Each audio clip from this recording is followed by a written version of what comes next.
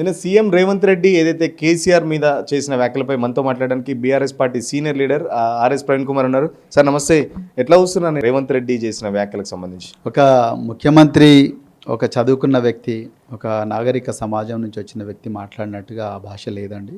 అది ఒక మానసిక రోగి ఎర్రగడ్డ మెంటల్ హాస్పిటల్ నుంచి, సైకోల వార్డు నుంచి పారిపోయి వచ్చిన వ్యక్తి మాట్లాడిన భాషలాగా ఉంది.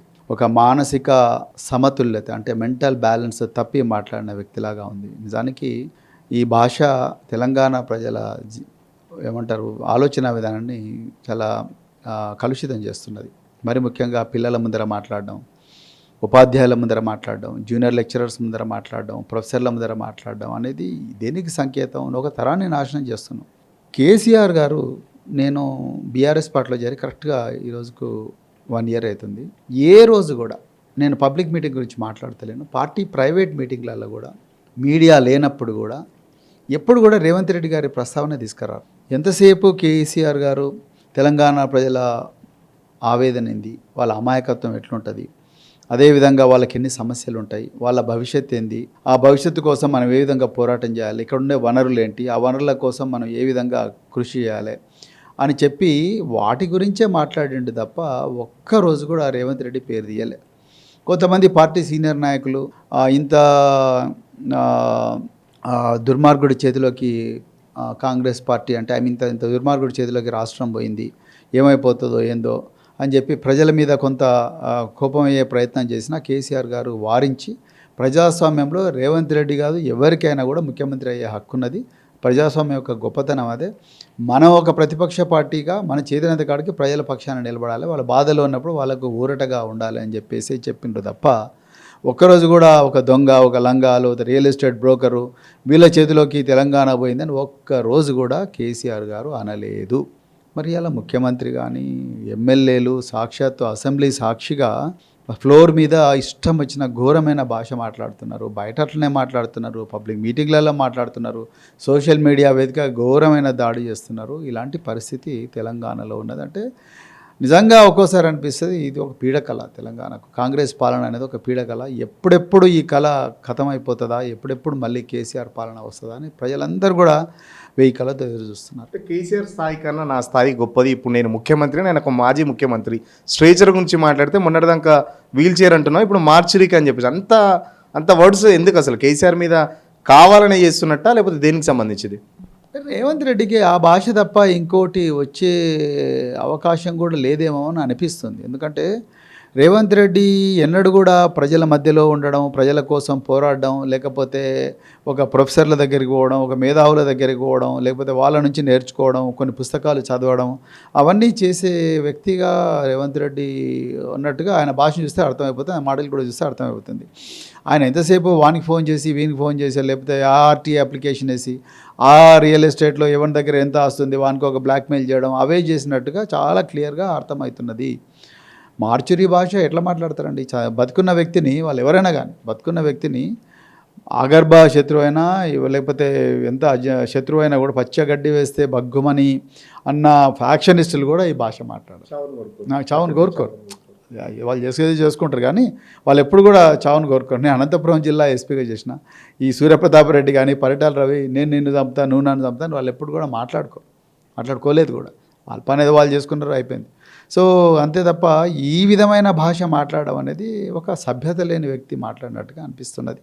ఇది దురదృష్టం నిజంగా తెలంగాణ ప్రజలకు. ఇలాంటి వ్యక్తి ఒక ముఖ్యమంత్రి కావడం, ఆయన ఏదో చిన్న వార్డు మెంబర్లు కూడా మాట్లాడరు, ఒక రోడ్డు మీద రౌడీ మాట్లాడినట్టు అర్థం చేసుకోవచ్చు. సాక్షాత్ ఒక ముఖ్యమంత్రి, ప్రజలు 4 కోట్ల మందిలో కనీసం అంటే ఒక 1.5 కోటి మంది ప్రజలు ఎన్నుకున్న వ్యక్తి మరి ఈ విధంగా మాట్లాడుతున్నాడు అంటే ఎట్లా? ముఖ్యమంత్రిగా తన పనిని తాను చేసుకోనివ్వట్లేదు అని చెప్పేసి మీ మీద ఆరోపణ చేస్తున్నారు, మీ పార్టీ మీద. ప్రతిదానికి కాళ్ళలో కట్టలు పెడుతున్నారని చెప్పేసి, ప్రతి దాంట్లో అప్పుల కుప్ప చేసారు, సంక్షేమ కార్యక్రమాలు చేపట్టడానికి కూడా నా దగ్గర డబ్బులు లేవు అని చెప్పేసి చాలా ఓపెన్గా చెప్తున్న పరిస్థితి. గద్దె దిగమని చెప్పండి, చేత కాకపోతే ఊకే వాళ్ళ మీద వీళ్ళ మీద ఏడవడం కాదు. గద్దె దిగమని చెప్పండి, నీకు దమ్ము లేకపోతే దిగు, గద్దె దిగు, వేరే వాళ్ళకి అప్పగించు, లేకపోతే మళ్ళీ అసెంబ్లీని రద్దు చేసి గో ఫర్ ఫ్రెష్ ఎలక్షన్స్. తప్పే ఉన్నది?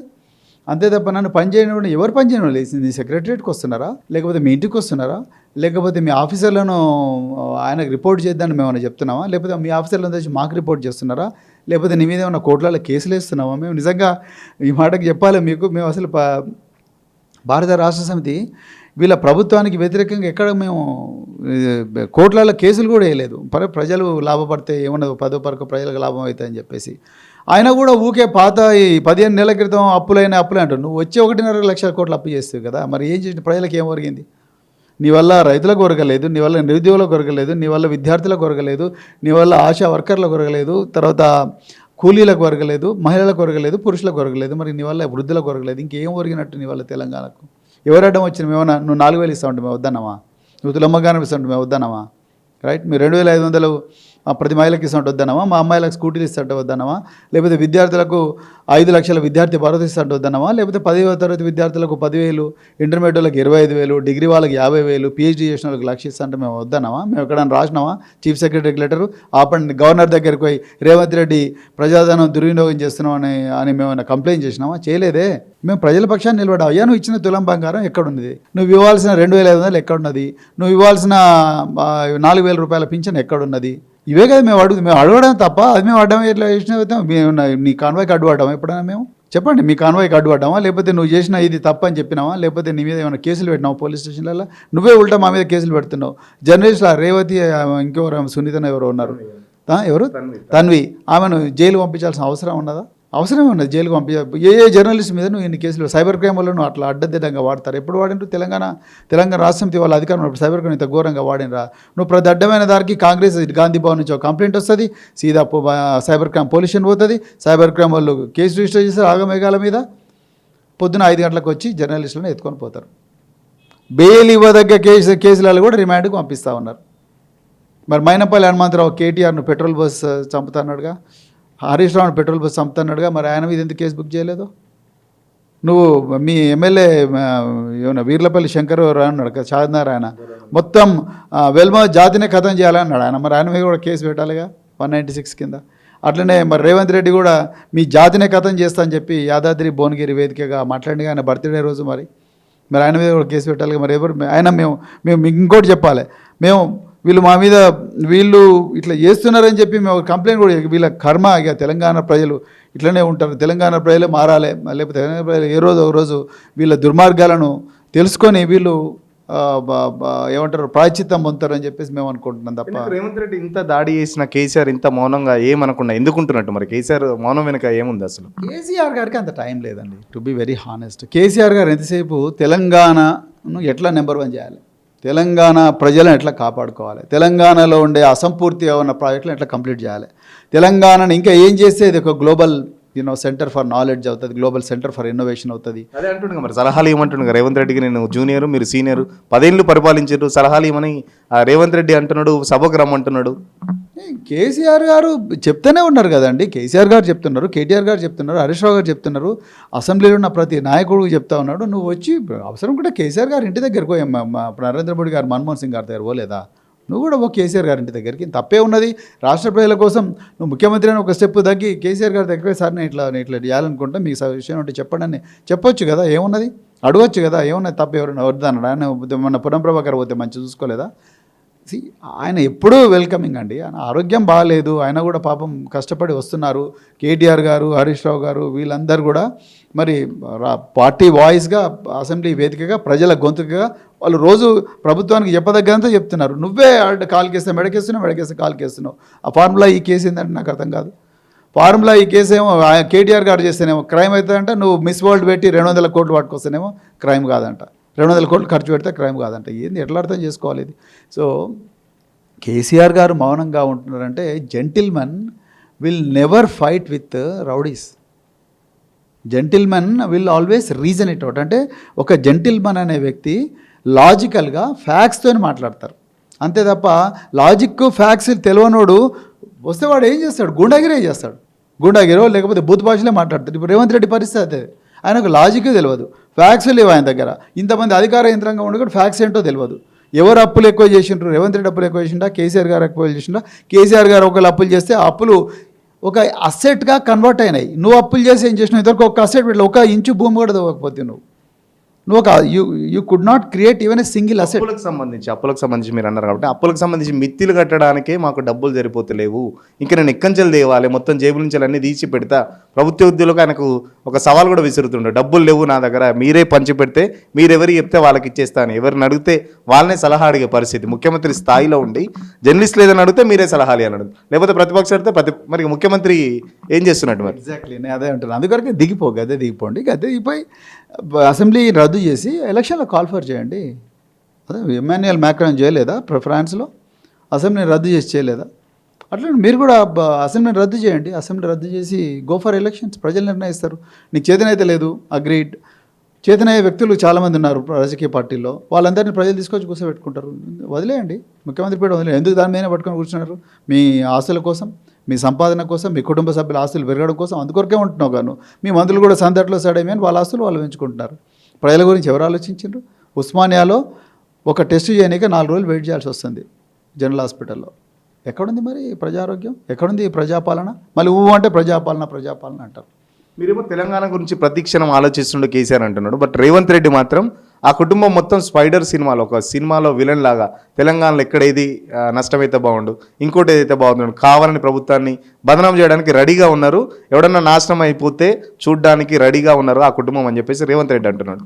మేము బదనాం కాదండి, మేము ప్రజల బాధను, గోసను గణాంకాలతో సహా ప్రజల ముందర పెడుతున్నాం. అసెంబ్లీ వాహనం ఉంటే అసెంబ్లీ వేదికగా పెడుతున్నాం. మా పార్టీ కార్యక్రమంలో పత్రికా సమావేశాలు పెడతా ఉన్నాం.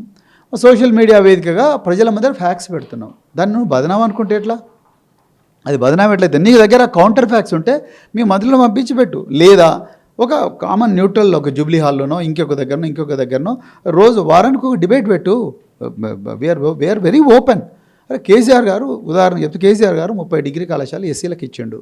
ఇవాళ నువ్వు డిగ్రీ కళాశాల క్లోజ్ చేస్తున్నావు. ఒక ఆర్మీ కళాశాల ఇచ్చిండు అమ్మాయిల కోసం, అది క్లోజ్ చేస్తేవి. సెంటర్స్ ఆఫ్ ఎక్సలెన్స్ ఇచ్చిండ్రు, అది క్లోజ్ చేస్తేవి. 83 మంది పిల్లలు చచ్చిపోయారు. నువ్వు నీ దగ్గర ఏమన్నా కౌంటర్ గణాంకాలు ఉంటే రా కదా, వాళ్ళు అట్లా చచ్చిపోలేదు, ఇవన్నీ తప్పుడు లెక్కలు అంటే తీసుకురా, నా దగ్గర లెక్కలు ఉన్నాయి, నువ్వు తీసుకురా. మరి మేము నిజాలు అడిగినప్పుడు బదనాం అంటే నువ్వేం ముఖ్యమంత్రి పోయా? నాకు అర్థం కాదు. అసలు చదువుకున్నావా? నీకు అసలు ఈ స్టాటిస్టిక్స్ గురించి ఐడియా ఉందా? అసలు ఇన్ఫర్మేషన్ ఎక్కడి నుంచి వస్తుంది? ఇంతమంది ఆఫీసర్లు ఉన్నారే, 300 మంది ఐఏఎస్లు ఐపీఎస్లు ఉన్నారు, వాళ్ళందరూ పట్టుకు ఏం చేస్తున్నారు వాళ్ళందరూ?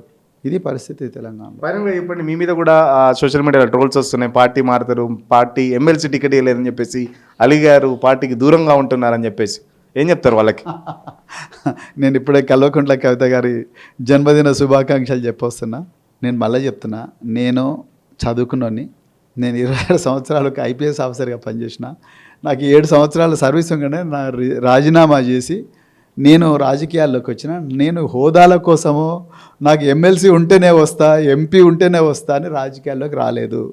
నేను రాజకీయాలు, ప్రభుత్వము, పాలకవర్గం ఒక వేదికగా, నేను ఏ అణచివేయబడ్డ వర్గాల నుంచి వచ్చినో విద్యార్థి వర్గాలకు, మరి ముఖ్యంగా అందరు విద్యార్థులకు విద్యా వ్యవస్థను, తర్వాత ఈ పేదరికాన్ని, వివక్షను, వీటన్నిటిని కూడా పారదోలడం కోసం రాజ్యాంగబద్ధంగా, అంబేద్కర్ గారు రాసిన రాజ్యాంగబద్ధంగా ఏమైనా చేయగలమా అన్ని వర్గాలకు, కాంశీరామ్ గారు చెప్పినట్టుగా అన్ని బహుజన వర్గాలకు ఏమైనా చేయగలమా అని చూసినప్పుడు నేను ఫస్ట్ బీఎస్పీలకు పోయినా. బీఎస్పీ పార్టీలో అంతర్గతంగా చాలా లోపాలు ఉన్నాయి. ఆ పార్టీ నాయకత్వం అనేది అత్యంత బలహీనంగా ఉంది, ఒక విజన్ లేని నాయకత్వం.